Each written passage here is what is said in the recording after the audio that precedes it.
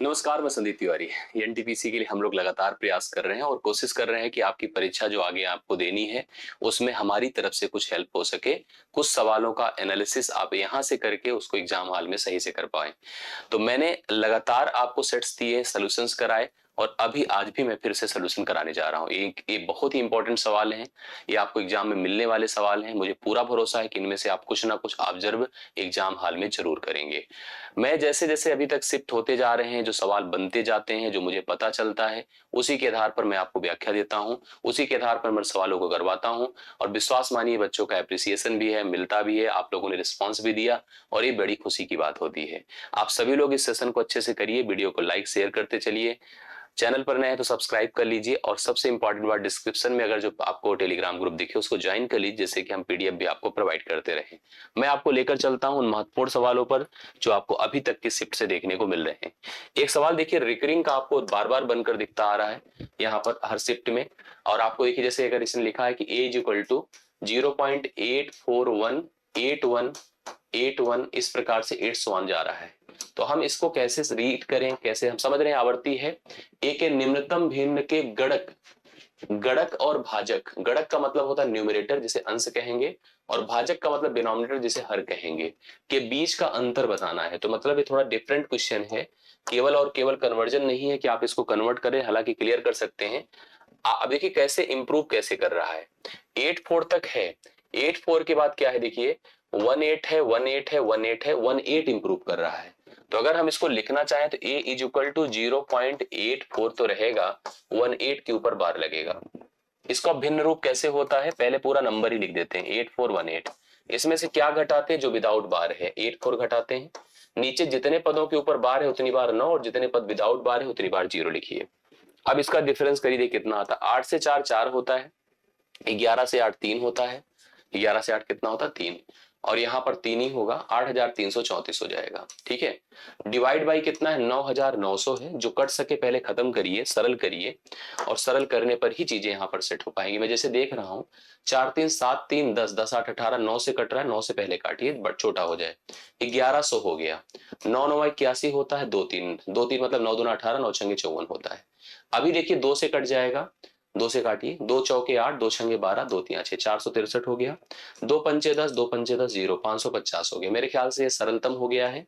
463 है, 550 है। कभी कभी क्या होता है ना, डायरेक्ट इसका डिफरेंस भी ऑप्शन में रहता है, वो कंफ्यूज करता है। अब यहाँ डिफरेंस करिए, 10 से 3 7 होता है, करेक्ट है। और यहाँ पर 5 है ना, 14 से 6 8 होता है, 87 का फर्क आपको देखने को मिलेगा। Option number B right solution होगा। तो पहला सवाल डन हुआ। दूसरा देखिएगा, सवाल क्या कहता है, 8 है, 7 है, 6 है, 0 है, 5 है, x है, 3 है, 1 है, y है। 9 अंकों की संख्या है जो 72 से विभाज्य है। तो 2x माइनस 3y की वैल्यू आपसे पूछ रहा है। आई ट्राई करते हैं। कोई संख्या 72 से तभी कटती है जब वह 8 से कटती है और 9 से कटती है। 8 से कटना और 9 से कटना थोड़ा समझना पड़ेगा, तभी चीजें सेट हो पाती हैं। आइए दिखाता हूं, मैं आपको समझाता हूं। पहले चाहे तो आप 9 से ही चेक कर लीजिए, वहां से काफी क्लियरिटी हो जाती है। लेकिन अगर आप चाहो तो आप 8 से भी चेक कर सकते हो। फिलहाल हम 9 से पहले करेंगे। देखिए कैसे 9 से किया हमने, समझते चलिएगा। 8 7 15, 3 18 होता है, करेक्ट है। इसके बाद क्या बन रहा है, 6 5 11, 6 5 11 12, 12 बन रहा है। 12 में हमें x और y जोड़ना है, x और y जोड़ना है, और इसको बनाना है जोड़ 6। मतलब x और y का जोड़ कितना होना चाहिए, 6, तभी तो यह 9 से कटेगा। ठीक है, तभी यह 9 से कटेगा। अब आपको देखिए इसमें सोचना है कि यहां पर इसका मान कैसे हो पाएगा। जैसे आपको सबसे पहले, जैसे अगर हम 6 करना है तो इसका मान हम कुछ भी कर सकते हैं, और इसका मान भी हम सोच सकते हैं। इसके मान का मतलब अंतिम के 3 अंक। दरअसल 8 की भाज्यता क्या होती है, संख्या का अंतिम 3 अंक 8 से कटे। 3 था, 1 था, 2 था। अब इसके लिए 2 था, क्यों भाई, y था। अब इसके लिए y क्या हम सोच सकते हैं, बोलिए, जिससे कि 3 से 8 से कट जाए। भाई 8 से कटने का मतलब है अंतिम के 3 अंक 8 से कटे, और अंतिम का 2 अंक 4 से कटे। अंतिम का 2 अंक 4 से कटने पे पॉसिबिलिटी 2 की बन सकती है और 6 की बन सकती है, और तो बनेगी नहीं। भाई 2 रखने पे 12, 6 रखने पर 18, 6 रखने पर, सॉरी 6 रखने पे 16, 16 भी। अब अगर हम 2 रखते हैं तो 312 हो जाएगा। 312 4 7 28, 28 3 8 4 8 32, 4 से 8 से कटने की स्थिति में 2 ही बनेगा। वैसे भी 6 बहुत मुश्किल ही था। y का मान देखिए हम लोगों ने लिख भी दिया था, y का मान 2 बनकर आया। y का मान 2 होगा तो x का मान कितना होगा, 4, क्योंकि जुड़कर 6 होना है। सवाल कहता है देखिए, 2x माइनस 3y, क्या लिखिए 2x माइनस 3y। तो 2x का मतलब 2 गुणे कितना होता है 4, माइनस 3 गुणे y मतलब 2, तो 8 हुआ, माइनस 6 हुआ, 8 से 6 घटता है तो कितना आता है 2। राइट सोल्यूशन इस सवाल का ये ऑप्शन है 2, इसका करेक्ट हो जाएगा। दूसरा सवाल आप लोग नोट कर लीजिएगा। तीसरे पर आइए, दो संख्याओं के लासा एवं मासा का गुणनफल 24 है। दो संख्याओं के, भाई बन रहा है लासा मासा का सवाल, उनके लासा मासा का गुणनफल 24 है, दोनों संख्याओं का अंतर 2 है, ऐसी दो संख्याएं क्या होंगी? ऐसी दो संख्याएं क्या होंगी? मैं आपको बता दूं कि पहले तो आप अंतर से ही मैच कर लें, सब में फिलहाल अंतर 2 का दिया है, लेकिन आपको ये बात जानकारी होनी चाहिए कि लासा मासा का गुणनफल संख्याओं के गुणनफल के बराबर होता है, तो इसलिए जिसका गुणनफल 24 होगा वही उत्तर होगा। 8 छंगे कितना होता है 48, 10 अट्ठे कितना होता है 80, 4 दूना कितना होता है 8, 4 छंगे कितना होता है 24, गुणनफल देखिए 24 था। तो आपको पता है कि लासा मासा का गुणनफल संख्याओं के गुणनफल के बराबर होगा, अंतर भी 2 है और गुणनफल भी 24 आ रहा है, तो करेक्ट सोल्यूशन आपके सामने, तो तीसरा डन होता है। चौथे पर आइए, किसी वस्तु के विक्रय मूल्य में 50 रुपए की जब कमी होती है तो 5% का लाभ, विक्रय मूल्य में 50 रुपए की कमी कर देने पर 5% का लाभ 5% की हानि में बदल जाता है। जो 5% का लाभ होता था वो 5% की अब हानि होने लगती है। वस्तु का प्रारंभिक विक्रय मूल्य आपसे पूछा जा रहा है, ये वस्तु का क्रय मूल्य है, अभी 5% के लाभ पर बिक रहा था, अर्थात 105% में बिक रहा था। 5% का लाभ मतलब 105% में बिक रहा था। अभी इसको हमने क्या किया, अभी इसको हमने 5% की कमी अर्थात हानि पर, मतलब यहां पर इसने कहा कि इस विक्रय की बजाय अगर मैंने जैसे 50 रुपए कम किया, 50 रुपए कम किया तो तुरंत यह 5% की हानि में कन्वर्ट हो गया। 5% की हानि मतलब ये 95% हो गया। अब 95% और 105% के बीच का जो अंतर है वो कितने का है, बोलिए 10% का। तो 10% का मान किसके बराबर है 50 के। 10% का मान अगर 50 है तो वस्तु का प्रारंभिक विक्रय मूल्य मतलब 105 है, 100 नहीं है। 100 का ऑप्शन शायद हो और गलत कर देगा, 105 का मान आपको निकालना होगा। 10 से इसको डिवाइड करिए, 5 बार जाएगा, 5 से गुणा करिए, 525 हो जाएगा। तो 525 इसका राइट सोल्यूशन होगा, डी ऑप्शन आप लिख सकते हैं, कंफर्म कर लीजिए। चौथा ऑप्शन इस सवाल का, चौथा सवाल डी ऑप्शन राइट सोल्यूशन होगा। 4 किलो केक को 5 व्यक्तियों में एबीसीडी में इस प्रकार, एबीसीडी ई में इस प्रकार वितरित करना है कि इसका 15% ए को देना है, केक का केक बड़ा अच्छा होता है ना, स्वादिष्ट भी होता है। 15% ए को देना है, 25% सी को देना है, 30% ई को देना है, 20% डी को देना है।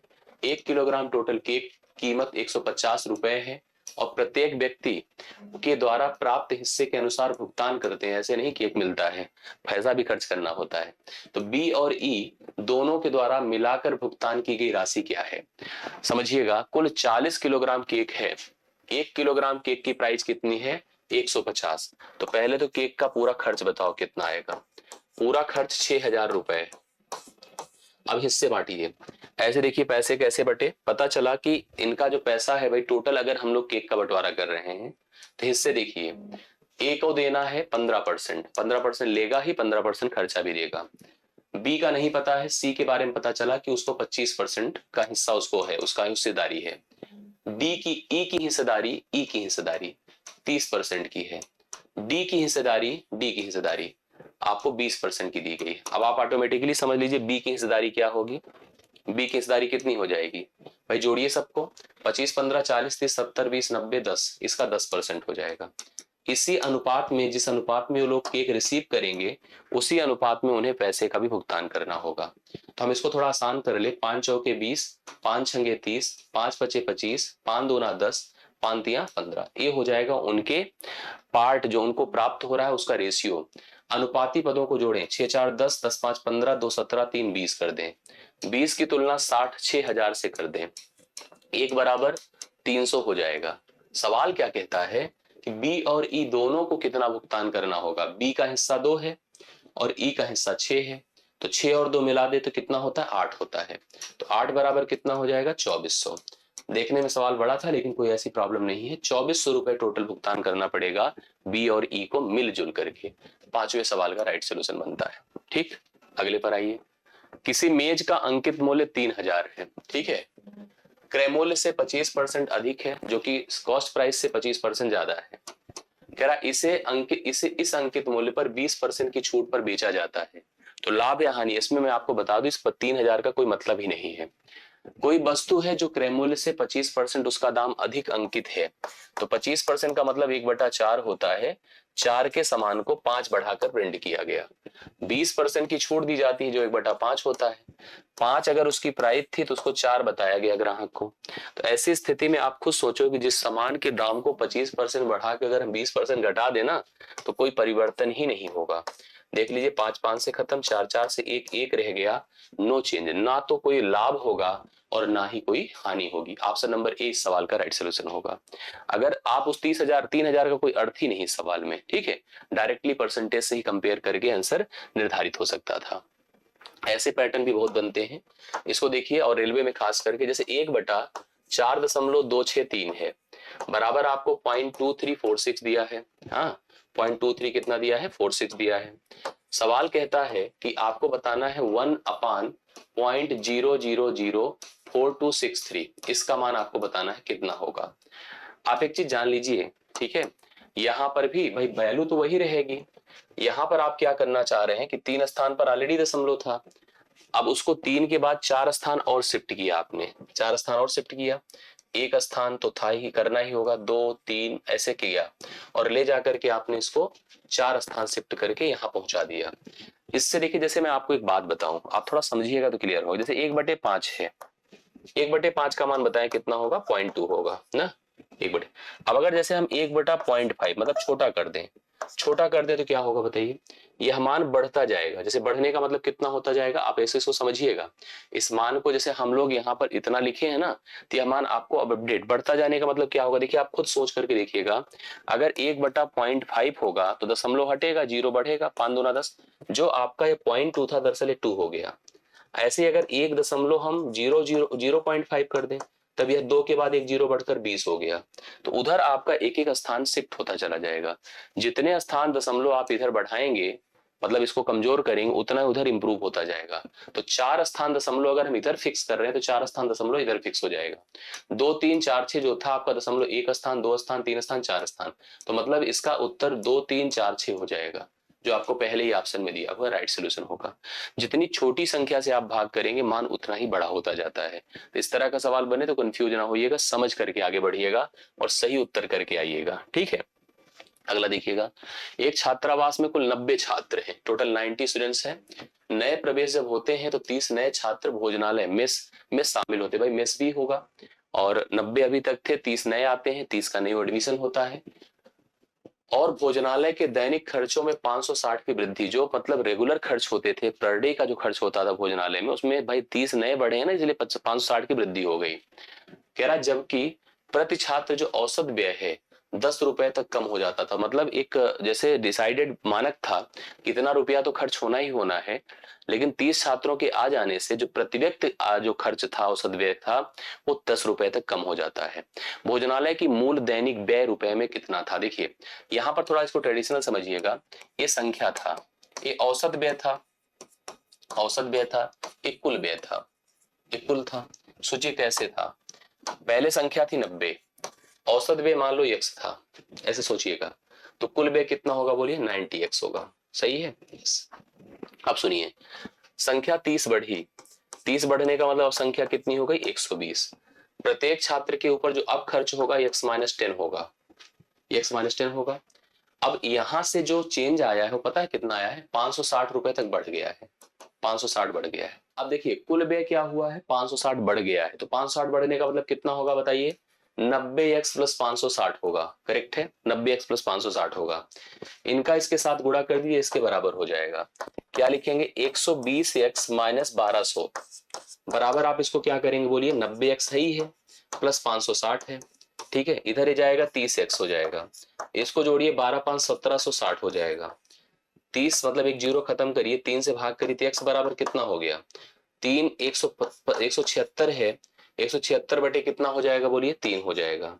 अब लाइए इसको यहाँ पर गुणा कर दीजिए, भाई कुल हमको खर्च निकालना है तो 90 लिखिए और x की जगह पर 176 बटा कितना करिए, 3 करिए, 3 से डिवाइड करिए 30 बार हुआ, 30 से गुणा करिए, 0 3 छंगे 18, 3 सत्ते 21, 21 से 22 की 2 हासिल, हासिल 2, ठीक है, 3 1 के 3 2 5, 5280 रुपए उसका मूल जो है मूल दैनिक व्यय था आपका 5,280 रुपए। ऑप्शन नंबर सी में आपको सवाल दिया हुआ है, करेक्ट आंसर कर सकते हैं। डायरेक्ट अगर सोचना है डायरेक्ट सोच सकते हैं। कैसे, सुनिए, फर्क कितना है 30 का, करेक्ट है। और पहले कितना था अगर देखा जाए तो यहाँ पर 90 था, ठीक है। 90 में हम 560 जोड़ेंगे और इस 30 और 90, 30 अब बढ़ते ही 120, 30 बराबर हम 90 के साथ कंपेयर कर देंगे। देखिए बना है वही चीज, ऑटोमेटिकली आपको कंपेयर करके आंसर मिल जाएगा।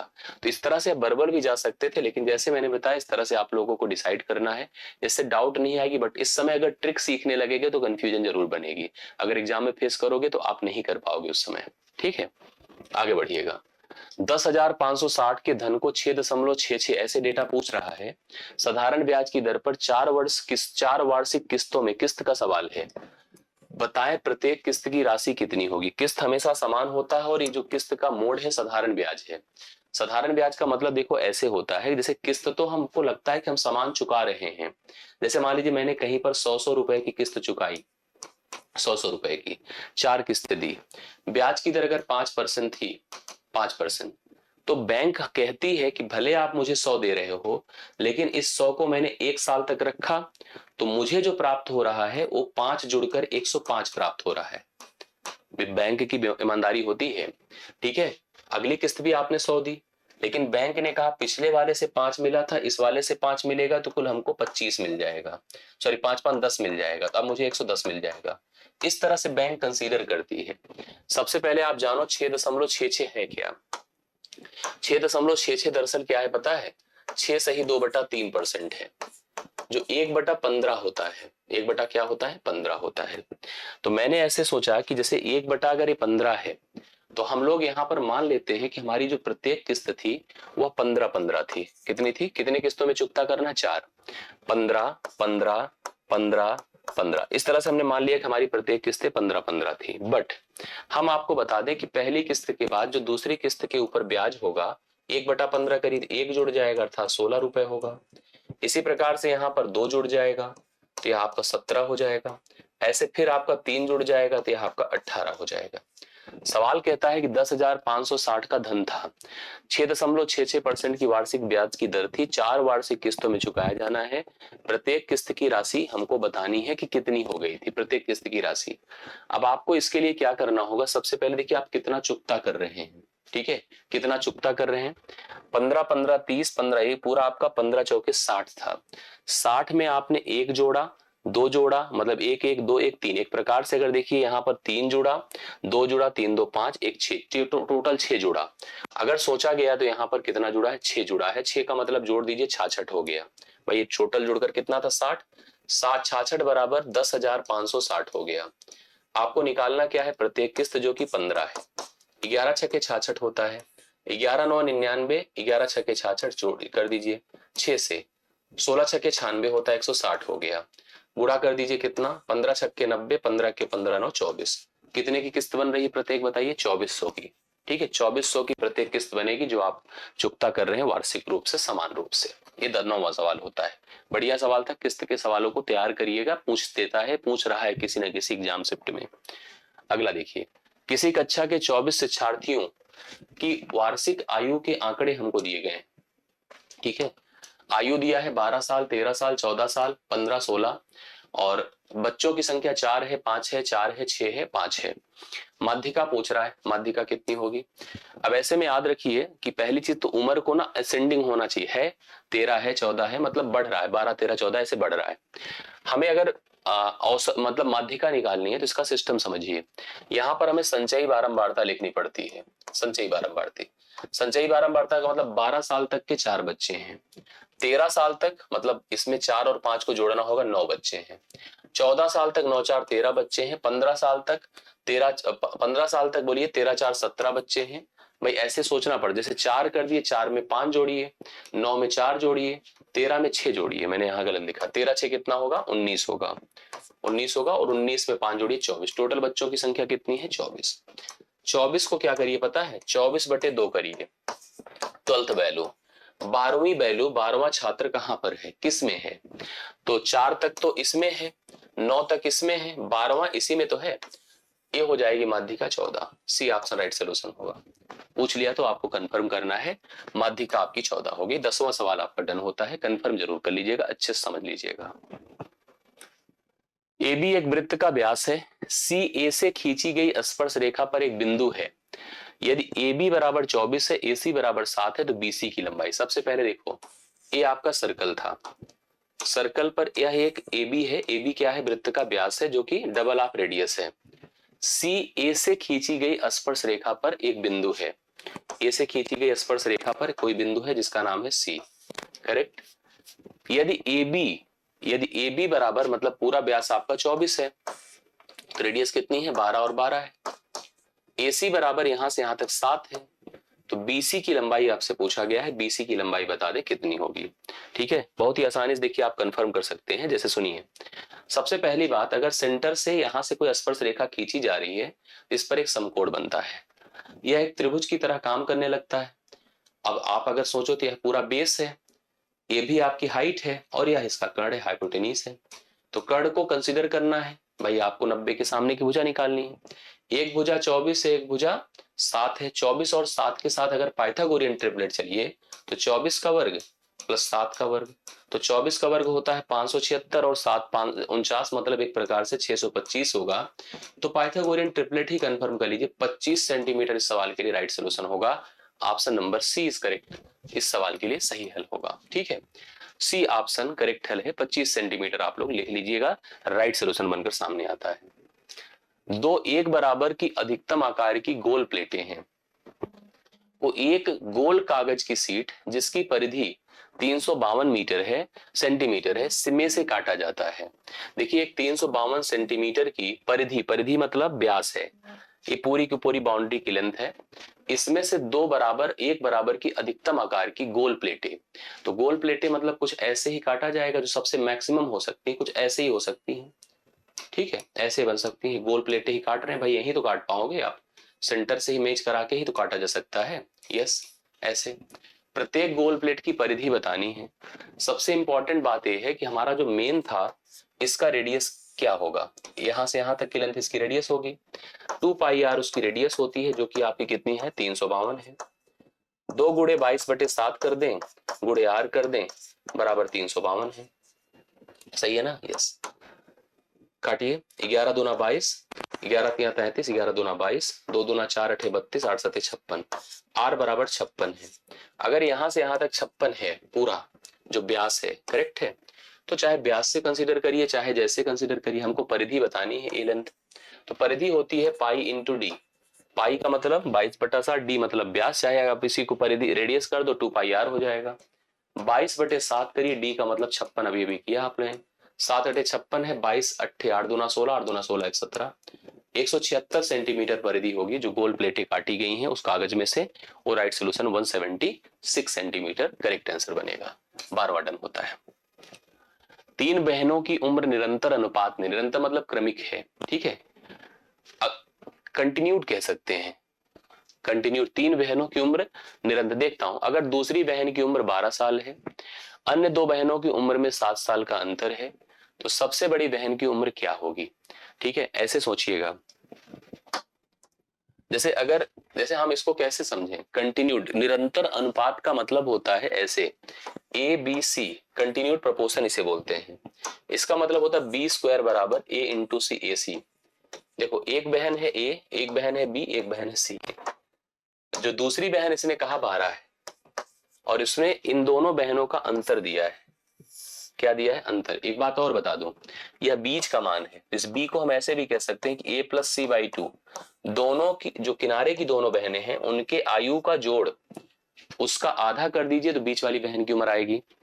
तो एक चीज तो हमको इसकी उम्र तो पहले से ही पता है 12 है, तो हम चाहे तो a+c/2 करके 12 कर सकते हैं, अर्थात उन दोनों बहनों की आयु का जोड़ 24 साल है, ये जो किनारे वाली है, और उनका अंतर भी दे रखा है, कितना दिया है बोले, 7 है, और जोड़ कितना है, 24 है।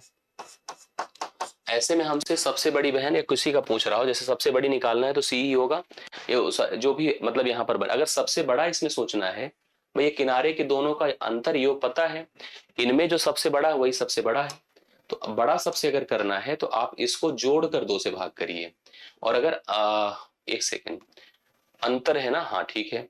24 योग होगा भाई, इसने कहा कि 12 वर्ष क्या कहते हैं, 12 वर्ष दूसरी बहन की उम्र है, तो दोनों की आयु का जोड़ बटे 2, 12 दूना 24, ए प्लस सी हो गया। अब ऐसी कंडीशन, अच्छा एक चीज और बोला है, अन्य दो की उम्र में 7 वर्ष का अंतर है, तो ए माइनस सी नहीं, सी माइनस ए। बेसिकली आप ऐसे लिख सकते हैं, जैसे यहां पर आपके सामने क्या दिया है पता है, ऐसे दिया है, एक दिया है आपको ए प्लस सी, ध्यान देखिएगा, ए प्लस सी अभी अभी किया हमने 24 है, सी माइनस ए ये आपको दिया है कितना बताएं, यहां पर 7 दिया है, ठीक है। ऐसे इसको खत्म ही कर दे, 2c बराबर 24 7 31 हो गया, 31 बटे 2 कितना होता है, 15 दशमलव समथिंग होना चाहिए, इस हिसाब से तो भाई 15.5 आना चाहिए। और एक चीज और बता दूं, यहाँ पर ऐसे सोचिए, जैसे अगर ये 12 है तो 12 का वर्ग होता है 144। और एक चीज और बता दूं, वो भी समझ लीजिएगा, इसमें देखिए अगर हम ऐसे जा रहे तो फंस जाएंगे, यहाँ पर रूट के हिसाब से भी चलिए, जैसे जो आप समझो, अगर ये 12 है तो एक 7 होगा, ये नहीं एक 7 क्यों होगा, एक आपका 9 होगा, ये आपका 16 होगा, 16 9 कितना होता है 144, ठीक है, इसके वर्ग के बराबर होगा। और इन दोनों का अंतर भी 7 का ही है, इन दोनों का अंतर भी 7 है, तो जो बड़ी बहन है ना वो 16 साल की होगी, 16 साल इस सवाल का राइट सोल्यूशन होगा। जैसे अगर हम लोग जो इस तरह से कर रहे थे, इसमें देखिए एरर आंसर जा रहा था, लेकिन ये फंस जाएगा, इस तरह से नहीं सोचना है आपको, ये सोचना है कि जो बी स्क्वायर होगा वो बराबर ए सी होगा, ठीक है, तो बी स्क्वायर मतलब 144 हो गया बराबर ए सी हो गया, और आपको ए माइनस बी दिया हुआ है, ए माइनस सी दिया हुआ है 7 है, इसका उपयोग करके निकाल सकते हैं ना, ऐसे भी सोच सकते हैं, ठीक है। तो इस तरह से इसका राइट सोल्यूशन 16 साल आएगा, 16 आप लोग नोट करिएगा, करेक्ट आंसर होगा। सवाल अगला क्या पूछा है, रूट के अंदर है, रूट नहीं फिफ्थ रूट है, 12 से ही 209 बटा 300 243। देखिए अगर हम प्रॉपर करेंगे ना तो हमें क्या करना होगा पता है, 12 से गुणा करके 209 जोड़ना होगा, तब फिफ्थ रूट निकालना होगा, मतलब 5 5 का पेयर बनाना होगा। नहीं तो ऐसे सोच लीजिए, मैं आपको बता दूं कि आप इसका व्युत्क्रम भी करोगे, तो व्युत्क्रम करो, अच्छा कुछ भी, जैसे मान लो ए सही बी बटा सी लिखा है, तो हम लिखते हैं ए सी प्लस बी बटा सी, रहता तो डिनोमिनेटर डिनोमिनेटर ही, अगर व्युत्क्रम करेंगे तो ये ऊपर जाएगा कि नहीं, आ जाएगा। इसका जब फिफ्थ रूट निकालें, पहले सोचो 3 की पावर 5 है, और फिफ्थ रूट निकालेंगे तो 3 ही होगा, तो 3 ऊपर जाएगा, 3 किस में ऑप्शन में है, केवल एक ही में ऑप्शन में है, राइट सोल्यूशन यहीं से कर सकते हैं, बाकी करना हो कर लीजिए। 15,625 आएगा मेरे ख्याल से ऊपर, और नीचे आपका कितना हो जाएगा 343 रहेगा। फिफ्थ रूट करेंगे तो 5/3 आएगा, स्क्वायर रूट रिवर्स करेंगे रेसिप्रोकल तो 3/5 हो जाएगा, पहला ऑप्शन। एक वृत्ताकार पथ की आंतरिक तथा बाहरी त्रिज्या क्रमशः 29 तथा 23 मीटर है, 7 रुपए प्रति वर्ग मीटर की दर से पथ को समतल करवाना है, मतलब छल्ले का क्षेत्रफल चाहिए आपको। ये वृत्ताकार पथ है, देखिए वृत्ताकार पहले बनाते हैं, ये देखिए बना दिया। कह रहा है कि आंतरिक तथा बाहरी त्रिज्या, जो बाहरी त्रिज्या है यहां से यहां तक 29 है, आंतरिक त्रिज्या कितनी है 23 है, ये पूरा पथ है, और पथ को हमको समतल करवाना है, ठीक है, पथ को समतल करवाना है, इसका एरिया हमको बताना है। वृत्ताकार पथ की आंतरिक तथा बाहरी त्रिज्या दे रखा है 7 रुपए, तो आप बता दें कि ये जो रिंग है, रिंग का क्षेत्रफल जो होता है वो pi capital R square minus small R square होता है। पाई का मान 22/7 कर दें, कैपिटल आर स्क्वायर का मतलब 29 का वर्ग माइनस 23 का वर्ग, ठीक है, माइनस 23 का वर्ग, 29 का वर्ग माइनस कितना 23 का वर्ग, ए स्क्वायर माइनस बी स्क्वायर बन रहा है, इसको हम लिखते हैं 22/7, 29 में से 23 घटा दे तो 6 आएगा, और 29 में से 23 जोड़ दे। भाई हम ऐसा क्यों कर रहे हैं, क्योंकि हम सबको पता है ए स्क्वायर माइनस बी स्क्वायर बराबर ए प्लस बी इंटू ए माइनस बी होता है, सही है। तो हम घटा दे तो 29 से 23 निकला तो 6 हुआ, और 29 में 23 जोड़ा 9 3 12 2 2 4 2 2 4 1 5 होता है, ठीक है। 7 से अब देखिए यहाँ पर आपके सामने क्या है, 9 3 12 की 2 और 2 2 4 हुआ। भाई अगर जोड़ेंगे 29 और 23 को तो 29 23 कितना होगा 52 होगा, और 22/7 ऐसे रहने दीजिए, कुछ मत करिए नहीं तो गड़बड़ होगा। अब ये टोटल हमारे पास एरिया आया, बट हमको टोटल कॉस्ट निकालना है, टोटल कॉस्ट ये होगा 22/7 गुणे 6 गुणे 52, और रेट क्या है 7 है, तो 7 को 7 से खत्म किया। अब इसको मल्टीप्लाई कर दीजिए, मल्टीप्लीकेशन में भी लास्ट डिजिट से देखिए मैच कुछ हो रहा है, 6 दूना 12 2 दूना 4, अंत में 4, तो 4 में तो 2 ऑप्शन है, कर लीजिए एक बार, ठीक है।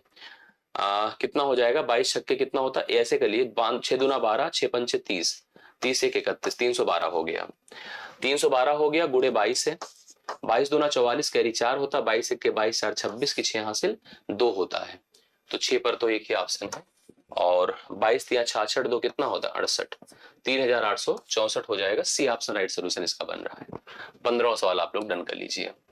16वें पर आइए।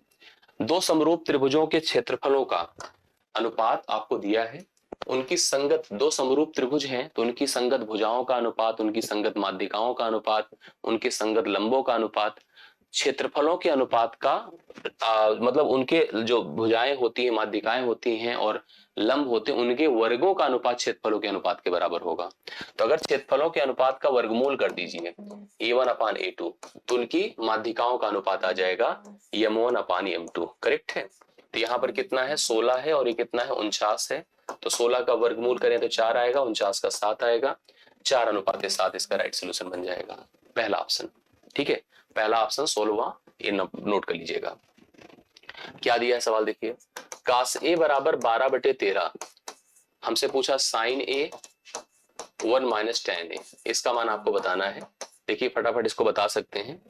कॉस ए, अगर हम समकोण त्रिभुज में जाते हैं तो समकोण त्रिभुज का सिस्टम ये है कि अगर हम इसको ए कह देते हैं, इसको हमने बी कह दिया, इसको सी कह दिया, जो भी है आप समझ रहे होंगे, तो ए कॉस होता है बेस अपान हाइपोटेनिस, तो बेस होगा 12 और हाइपोटेनिस मतलब 90 डिग्री के सामने 13, 13 12 के साथ 5 का रिलेशन होता है पाइथागोरस में, और साइन कहता है कि हम परपेंडिकुलर अपान हाइपोटेनिस होते हैं, लंब बटे कर्ण होते हैं, तो लंब कितना हो गया 5 और हाइपोटेनिस है 13।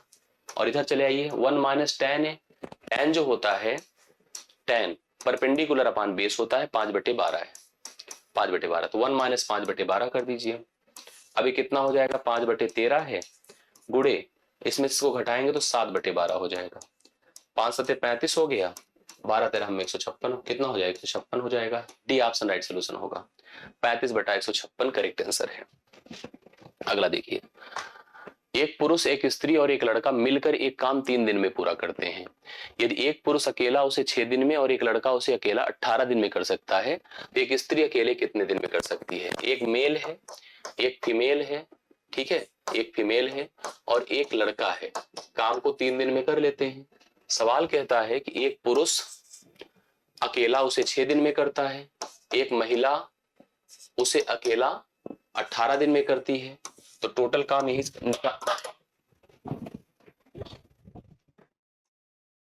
टोटल काम निकालिए तो कितना होगा 18 होगा। इन सब की क्षमताएं सोचो, इसकी क्षमता 6 है, इसकी क्षमता 3 है, इसकी क्षमता 1 है, ठीक है। ऐसी कंडीशन में यहां पर अगर हम लड़के की बात करें तो लड़के की क्षमता कितनी होगी भाई, टोटल क्षमता 6 है, पुरुष और महिला की क्षमता 3 1 4 है, तो लड़के की क्षमता 2 होगी ही नहीं, बिल्कुल होगी। 2 की क्षमता से अगर लड़का वह काम करेगा, भाई टोटल काम अपने पास 18, जैसे हमसे यही पूछा है, एक पुरुष अकेला उसे 6 दिन में कर लेता है, एक लड़का उसे, सॉरी यहाँ पर लड़के की बात है, यहाँ पर एक लड़का उसे 18 दिन में कर सकता है, तो एक स्त्री उस काम को कितने दिन में कर पाएगी, तो यहाँ पर आप चेंज कर देना थोड़ा सा, ये लड़का है, बॉयज है, ठीक है, और आप समझ गए होंगे कि यहाँ पर एक स्त्री अर्थात एक फीमेल की बात की जा रही है, बात वही है। फिलहाल सोल्यूशन हो जाएगा, 2 से इसको भाग करिए, दोनों 18, 9 दिन में वह स्त्री उस कार्य को पूरा कर सकती है, 9 दिन में वह स्त्री उस कार्य को पूर्ण कर सकती है। तो 18वां सवाल आपका डन होता है। 19 पर आइए, द्विघात समीकरण दिया है कि x² - 6x + 3k = 0 के मूलों का योगफल तथा गुणनफल बराबर है। इसने कहा मूलों का योगफल और गुणनफल आपस में बराबर है, तो k का मान बताना है। मूलों का योगफल क्या होता है, अल्फा इंटू बीटा, जो आपका -b/a होता है, और अल्फा अगर आपको कोई द्विघात समीकरण कंसीडर करना हो, ax² + bx + c = 0, और इस समय अगर हमें मूलों का योगफल चाहिए अल्फा प्लस बीटा, तो -b/a होता है, अल्फा इंटू बीटा हमेशा c/a होता है। इसने कहा कि मूलों का योगफल और गुणनफल आपस में बराबर है, तो इसका मतलब -b/a बराबर आपका c/a होगा। इसका मतलब a एक एक बराबर खत्म ही हो जाएगा, तो -b = c होगा, ये होना चाहिए। इसका मतलब मैं कह सकता हूं कि भाई अगर इसको सोचिए आप लोग, तो हमसे क्या पूछा है सवाल में, हमसे k का मान पूछा है, कह रहा समीकरण kx² - 6k + 3k, यहाँ पर अगर मूलों का योगफल और गुणनफल आपस में बराबर है, तो मैंने कहा c = -b के होगा, तो -6 बराबर यहाँ पर सी मतलब 3k हो गया। सही है, तो ये आपका +6 होगा बराबर 3k है, तो 3 दूना 6 अर्थात k बराबर बोलिए कितना होगा 2। तो इसका राइट सोल्यूशन 2 होगा, जो ऑप्शन नंबर 1 में दिया है पहला ऑप्शन ही करेक्ट आंसर होगा। नोट कर लीजिएगा। और अंतिम सवाल हम लोग कर रहे हैं। एक लड़का और एक लड़की एक टंकी को पानी से भरते हैं। लड़का प्रत्येक 3 मिनट में 4 लीटर पानी भरता है। करेक्ट है, 3 मिनट में 4 लीटर पानी। लड़की प्रत्येक 4 मिनट में 3 लीटर पानी भरती है। टंकी में 100 लीटर पानी भरना है, कितना समय लगेगा? समझिएगा, यहां पर स्थिति ये है कि आप इसको समझिएगा। जो लड़का है बॉय, वो क्या करता है, 3 मिनट में 4 लीटर पानी डालता है। 3 मिनट में 4 लीटर पानी डालता है। तो इस हिसाब से अगर उसको पूरी टंकी भरनी है, जैसे 3 मिनट में 4 लीटर पानी डालता है, लड़की क्या करती है 4 मिनट में 3 लीटर पानी डालती है। तो आपको जैसे एक यूनिट समय नहीं दिया है, अगर आपको यूनिट समय निकालना है, भाई हमको जैसे 100 लीटर पूरा भरवाना है, तो 100 लीटर भरने में हमें कुल कितना समय लगेगा, हमको ये कंफर्म करना है। हम देखिए कैसे इसको कंफर्म कर सकते हैं। इसके लिए आपको थोड़ा ध्यान समझना पड़ेगा चीजों को। समझिएगा, लड़का कहता है कि हम 3 मिनट में 4 लीटर पानी डाल सकते हैं। अगर वो 3 मिनट में 4 लीटर पानी डालता है, ठीक है, 4 लीटर डालता है, तो उसको पूरी टंकी, अगर जैसे 1 मिनट की बात मैं करूं तो 1 मिनट में कितना डालता होगा, 4/3 लीटर डालता होगा पानी। ये उसकी क्षमता हो गई। करेक्ट है। बी की बात करा जाए, बी की बात किया जाए, तो ऐसी कंडीशन, बी मतलब लड़की की बात किया जाए, गर्ल्स की बात किया जाए, तो गर्ल्स की स्थिति क्या है कि वह जो है 4 मिनट में 3 लीटर पानी डालती है। 4 मिनट में 3 लीटर पानी डालती है, तो इसका मतलब 1 मिनट में कितना लीटर डालती होगी, 1 मिनट में वह 3/4 लीटर डालती होगी। अब अपने को यहाँ पर 1 मिनट की स्थिति समझो। 1 मिनट में दोनों मिल गए तो कितना पानी पड़ रहा है बोलिए, लड़का और लड़की, 4/3 + 3/4। इस हिसाब से 4 चौके 16, 3 तिया 9, 16 9 25/12, 25/12 लीटर पानी 1 मिनट में पड़ रहा है। जरूरत कितने की है, 100 लीटर की है। भाई दोनों मिलकर कर रहे हैं ना, यही तो लिखा है। 100 बटे में क्या कर दूं, 25/12, तो 12 कहां जाएगा, ऊपर। 25 चौके 100, 12 चौके 48, कुल 48 मिनट लगेगा, टंकी भर जाएगी। अगर दोनों मिलकर काम करेंगे तो 48 मिनट में टंकी आराम से भर जाएगी। तो यही सवाल का अंत था और इसी पर आप लोग इसको क्लोज करिए। तो अभी के लिए इतना ही। बहुत बहुत धन्यवाद, मिलते हैं नेक्स्ट क्लास में। Thank you so much.